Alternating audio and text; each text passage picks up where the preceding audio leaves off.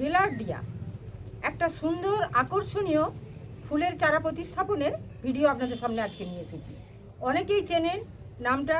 সুন্দর একটি ফুল, নানা রঙের। যারা নতুন বাগানি তারা তো বিভিন্ন রঙের বা বিভিন্ন ধরনের ফুল গাছগুলোর প্রতি আকর্ষণ তাদের থাকবেই, এবং সেগুলো থাকা উচিত যারা নতুন বাগানি। তো আসুন আজকে এই সুন্দর ফুলের এই চারাটা প্রতিস্থাপনের এবং এর নানা রকম পরিচর্যা কী কী হবে সেগুলো আপনাদের দেখিয়ে দিই।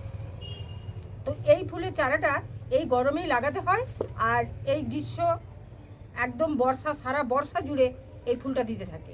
এমনকি পরের বছরও যদি ঠিকঠাক যত্ন করে রাখা যায়, পরের বছরও এই ফুল গাছটা রয়ে যায়। তো আসুন এটা প্রথমেই আমি এর মাটিটা কিভাবে তৈরি করতে হবে সেটা দেখিয়ে দিই।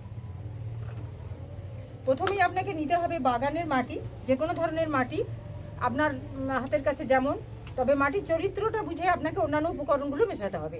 যদি মাটিটা একটু বালি হয়, বালি প্রকৃতির হয়, তাহলে এতে বালির ভাগটা একটু কম দেবেন।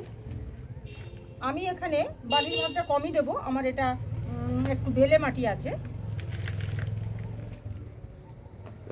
এখানে বালির ভাগটা আমি একটু কম দেব।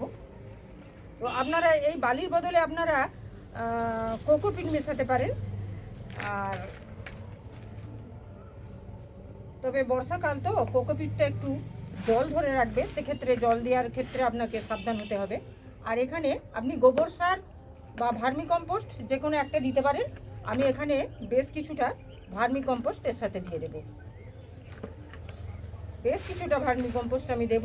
আর যেহেতু বর্ষাকাল একটু পোকামাকড়ের উপদ্রব থাকবে, তাই এখানে এক মুঠো আমি নিম খোল দিয়ে দিলাম।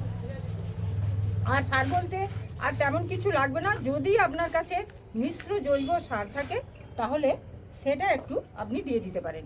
এখানে আমি মিশ্র জৈব সার একটু ডিকম্পোজ করা অনেক দিনের, এটা আমি একটু দিয়ে দিলাম। ব্যাস, এই মাটিতেই আপনাকে লাগিয়ে ফেলতে হবে এটা। আর এবার টব নির্বাচন। আপনি যে টব নেবেন সেটা মাটির টব হলে তো খুবই ভালো হয়। 8 থেকে 10 ইঞ্চি টব একটা এইরকম গাছের জন্য আপনাকে নিতে হবে। এরকম গাছের জন্য 8 থেকে 10 ইঞ্চি টব নিতে হবে। এখানে আমি একটা প্লাস্টিকের টবে একটা লাগাচ্ছি, তারপর পরে আবার ওগুলো লাগিয়ে নেব। তো এই প্লাস্টিকের টবে এই যে ছিদ্র অনেক, কেননা যেহেতু বর্ষাকালে গাছটা থাকবে, তাই জল নিকাশিটা যাতে খুব সুন্দর হয় সেই জন্য ড্রেনেজ ব্যবস্থাটা আপনাকে আগে করে নিতে হবে। যদি এরকম হয় একটা যে কোনো খুব হালকা নেট এতে দিতে পারেন, নাহলে যে পাতা এক মুঠো দিতে পারেন, নাহলে কোনো পাথর কুচি টুকরো যা হোক দিয়ে তলাটা দিতে হবে। আর তারপর এখানে আমি এই নেটটা দেওয়ার পর এই যে ধানের চিটে এটা আমি দিয়ে দিলাম। ওকে, সকলের তো ধানের চিটেটা হয়তো পাবেন না, তাই যে কোনো জিনিস দিয়ে তলাটা বন্ধ করতে হবে, কিন্তু যাতে জলটা নিকাশি হয় সেইভাবে আপনাকে তৈরি করতে হবে। এই হয়ে গেল। এবার এতে মাটিটা একটু দিয়ে দেব, মানে মাটিটাও আপনাকে সেইভাবে ঝুরঝুরে করতে হবে। দেখুন এখানে মাটিটা ঝুরঝুরে করে নেওয়ার পর এটা কিছুটা দিলাম। এবার এটা বসিয়ে দেওয়ার পালা। তো এটা যে কোনো ব্লেড দিয়ে বা ছুরি দিয়ে এই প্যাকেটটা একটু কেটে নেবেন।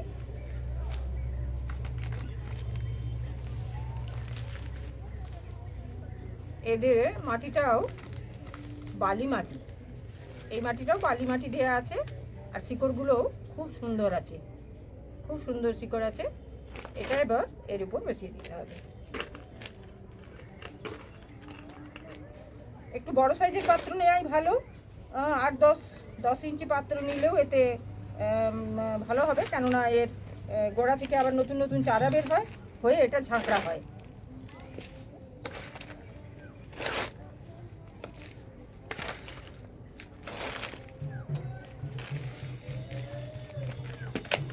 একটু চেপে চেপে দিয়ে দিলাম। আর গোড়াটা একটু তুলে রাখতে হবে, একেবারে গোড়াটা শেষে না মাটি দিয়ে গোড়াটা একটু তুলে রেখে যাতে ওপর দিকে থাকে গাছটা, সেভাবে এটা দিতে হবে। এটা দেয়া হলো। এবার এতে জল দিয়ে দিন।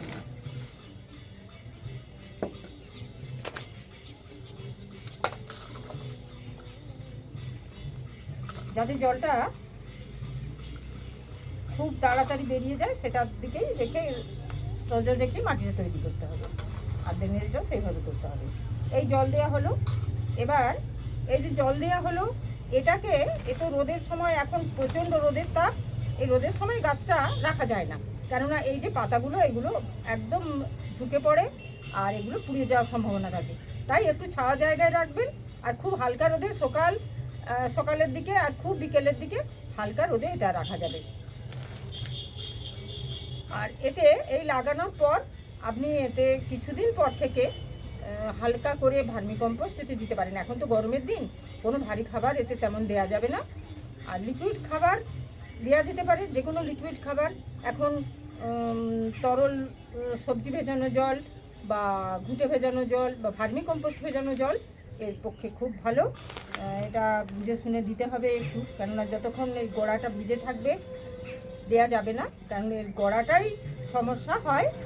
সেই জন্যে এতে মাঝে মাঝেই গোড়াটা পচে যাওয়ার সম্ভাবনা থাকে, তাই এতে মাঝে মাঝেই ফ্যাঙ্গিসাইড একটু দিতে হবে, যাতে গোড়াটা সুস্থ থাকে। আর বৃষ্টিটার হাত থেকে, অতিরিক্ত বৃষ্টিতেও এটা থাকবে, কেননা বর্ষাকালেই তো এটা ফুল দেবে। তাই এই দেখুন, এতে জলটা আমার বেরিয়ে গেল। বর্ষাকালেই এটা জলের মধ্যেও থাকবে, তাই এতে একটু ফ্যাঙ্গিসাইড মাঝে মাঝেই আপনাকে দিতে হবে। আর এতে কীটপতঙ্গ একটু লাগে, পোকামাকড় এই যে পাতাগুলো, খসখসে পাতাগুলো, এগুলো খেয়ে ফেলে। তাই যে কীটনাশক আপনার অন্যান্য গাছে দেওয়ার জন্য আছে, সেই কীটনাশকই এতে মাঝে মাঝে একটু দিয়ে দিতে হবে, 15 দিন ছাড়া একটু দিয়ে দিলেই হবে।